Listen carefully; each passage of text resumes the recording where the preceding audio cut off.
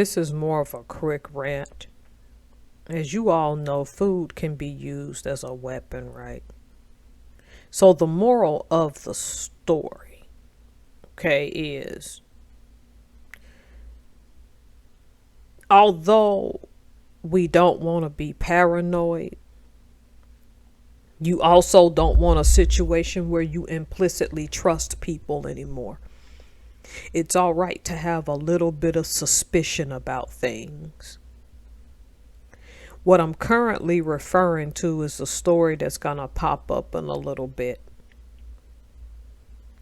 So, this woman and her daughter unalives her husband many different times by putting hemlock in his food or poisoning his root beer floats. He's the stepfather, mind you. The mother's 52 and the daughter's 20, okay? At some point, the article doesn't say how, but they both get caught.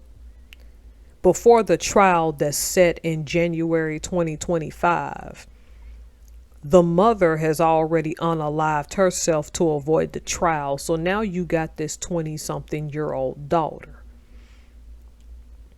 that is left to stand trial in the murder of her stepfather. And what she tried to do once her mom was gone was say, it was her plan all along. When the text messages showed that both of them had been planning it together for the longest time.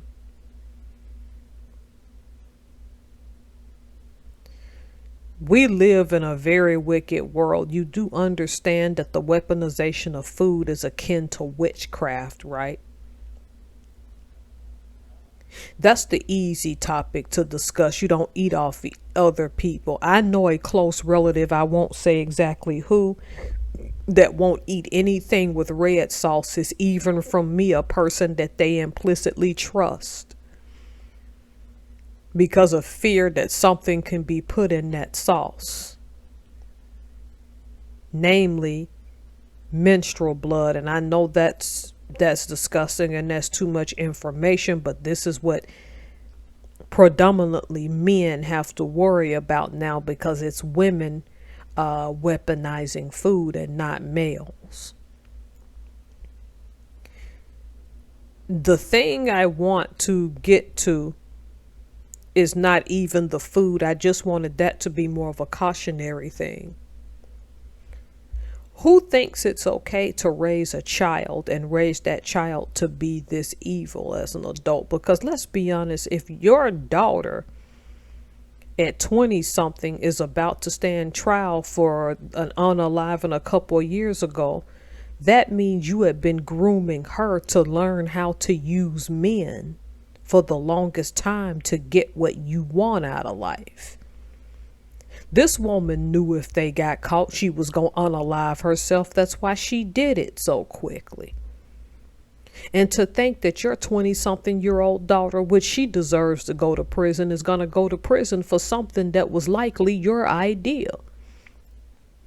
She just played along because she 20-something and selfish and just wanted the money. That don't mean she don't deserve prison time. But it does tell to your absolute selfishness as a mother. See, kids are supposed to be nurtured, supposed to be brought up in a caring, loving home. And ideally, mothers are supposed to impart certain wisdom. Even in the kitchen, you learn how to cook things properly most of the time in the traditional sense from your mother. And yet this young woman learned how to go to Etsy and eBay and buy poisonous seeds and poisonous plants to help unalive her stepfather. And from what little I gathered from the what happened, I don't think this man ever had a clue that his wife didn't and stepdaughter didn't love him. And that to me is the hardest part to accept. One of the lessons here is that food can be used as a weapon. And second, that the person who using it as a weapon don't love you the way you think they do. Their loyalty isn't there.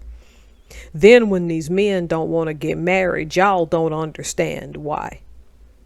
And the article mentioned that it was antifreeze that finally took this poor man's life. And I thought that was put in a root beer float, I think it was. When I thought antifreeze by law is now no longer sweet because it's been used in a lot of unalivings of mostly men by their wives or significant other females in their lives. Because let's be honest, this primarily happens in heterosexual relationships where the woman wants the man's money. And so she'll put these things in his food to get him out of the way. It's heinous that a 20-something-year-old has this criminality and learned it from someone who was supposed to be a nurturer and to teach her the better ways of life. Now she's unalived herself and left her daughter to carry the bag. And trust and believe when I say she deserves to go to prison. But in a small tinge, she is the victim of a maniacal mother.